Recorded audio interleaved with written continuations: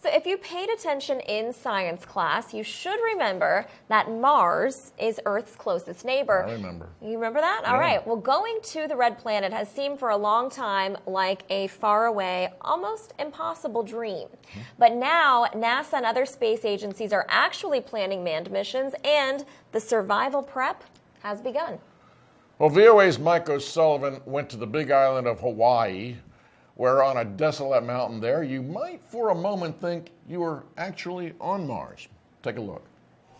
This volunteer is living for 8 months in terrain that looks much like the surface of Mars. 6 people are isolated high atop Mauna Loa, a volcanic mountain on the big island of Hawaii, in this make-believe Mars base.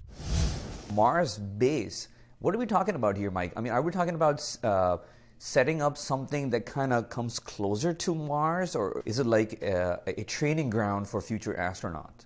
Well, it's really a test for the space agency NASA to see how people can function together in a closed environment, like a space environment, like a moon base or a Mars base, for a period of months. They've done it for 4 months in the past. They're doing it for 8 months right now. The next project will be 1 year long. When they go out, they wear simulated space suits, so they get the feel of, astronauts living on Mars.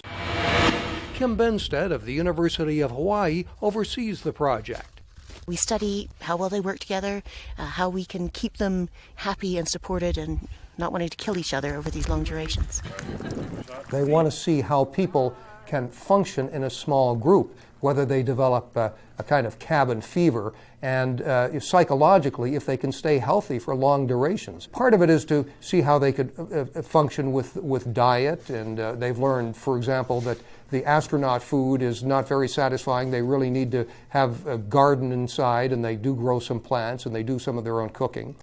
Participants communicate with the outside world through email and blogs, and through YouTube videos, like this from Mission Commander Martha Alenio.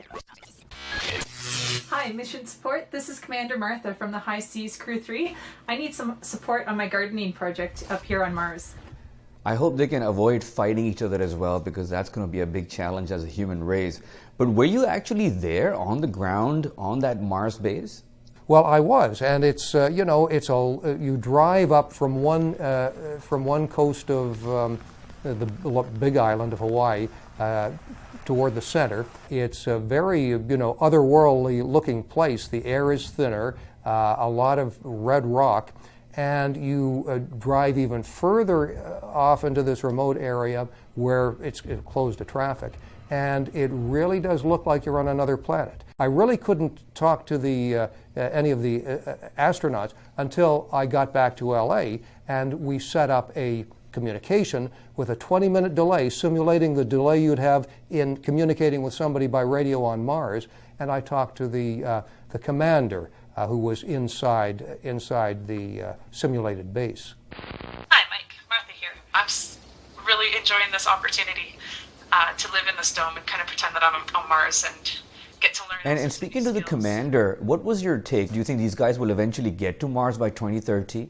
Well, it's not clear that any of these people will end up on Mars. This may be as close as they get to it, but they're getting something of that experience. And of course, they're all space buffs and fascinated with this whole process. There's a project going on right now based in the Netherlands. They're looking for volunteers who would take a one-way trip to Mars. And, we don't know if they'll ever get the funding to do their own private project.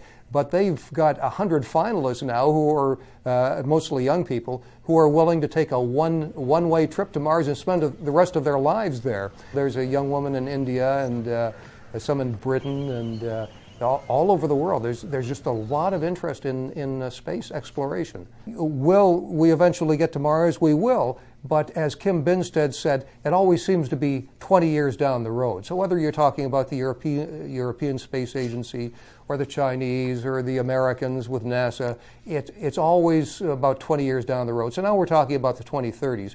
But it takes a real commitment from the space agencies and from governments. It takes expenditures, and we'll see if we get there. But eventually, I think everyone is confident we will make it to Mars and have a base up there.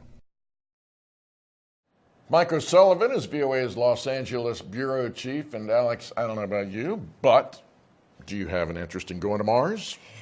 You know, I'm one of those people who really likes my life here on Earth. There's not enough palm trees there for you? Makes me a little nervous. Oh, come on. I don't know, but I mean, It's it's just amazing. desolate. You know, I think I'll stick to watching movies like Gravity. Okay, Yeah. well, good for you. You got your Mars dress on. It's Right? the same color. Yeah, a little bit of Red Planet-esque. Right.